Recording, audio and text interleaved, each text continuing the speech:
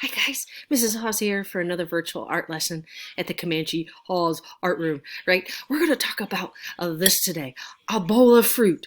What does a bowl of fruit represent in the art room? A bowl of fruit represents a type of art called a still life. A still life is an art object that a person draws that the objects do not move. And unless I bite on my apple, it doesn't move. So this is a still life. And Paul Cezanne, if you watched that video, Paul Cezanne did it great.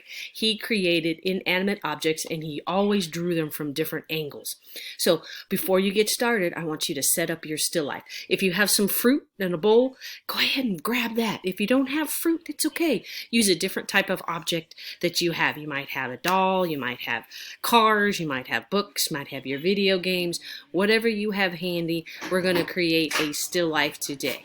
So go ahead and get your still life ready. We are going to set it up. You need a few objects today. I got a lot of commotion going on here. You need a few objects today.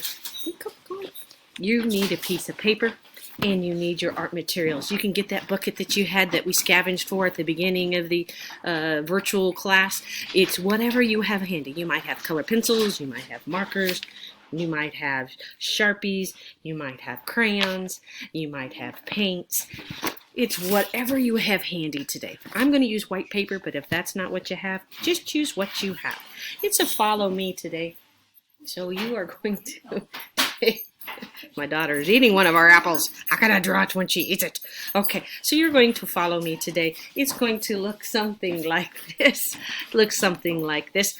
But here we go. I'm going to put this down so you can see it. It's a kind of a follow me if that helps. I'm not sure. It kind of looks funny in the light. But here we go. So the first thing you're going to do is I'm going to use Sharpie. Remember, you use your pencil. You are going to draw a line across your paper. Ooh, I didn't do that very straight. And then we're going to make it into a semicircle. Right? A semicircle. Give that little bowl a base, a bottom to it, a base. Remember, if you curve the line at the bottom, it's going to make it look three-dimensional. Right?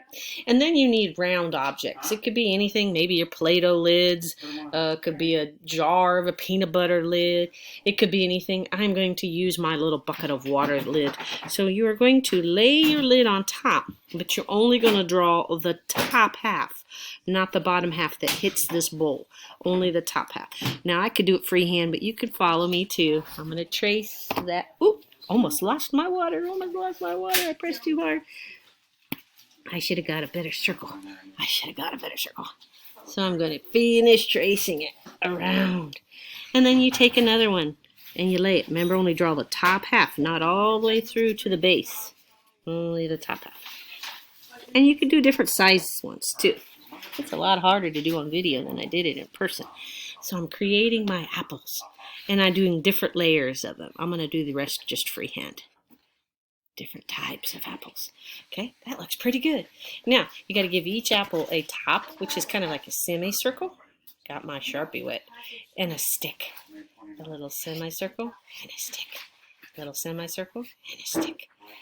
If you want to give it a leaf too, you can give it a leaf too. It's up to you if you want to do that. I'm going to put a big one down here. Let me trace a big apple. Big one down here, my foreground. Remember, this is foreground? One of those art design things. Foreground, and this is the middle ground. And then I need to give it a background, right? So I'm going to give it that table line, so it looks like my bowl of fruit is sitting on my table. Oh, I'm going to give my bowl a little pattern. I'm going to give it something to color in, something to make it fun, right? You can add any other details to your bowl and your vase. You can add a kitchen window. Anything you want to do to make your still life, Cezanne type still life come to life.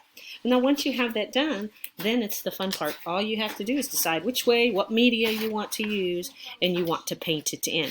So I'm going to get my trusty paintbrushes out, and I am going to paint my still life. You could use crayons, you can use markers, you could use colored pencils. Now you should have something that has red, unless you're going to do green apples, right? You can use red or green. I guess there are yellow apples too. And then you can take the time to paint your vase in. Watercolors will work really well on this one. If you have temper cakes or watercolors, that would work really, really well. I'm not going to take up all your time to do this. But you have the fun of it. Do paint it, color it any way you want. I can't wait for you to send me your still life like Cezanne did. Are you ready? Set. Go have fun. I'll see you soon.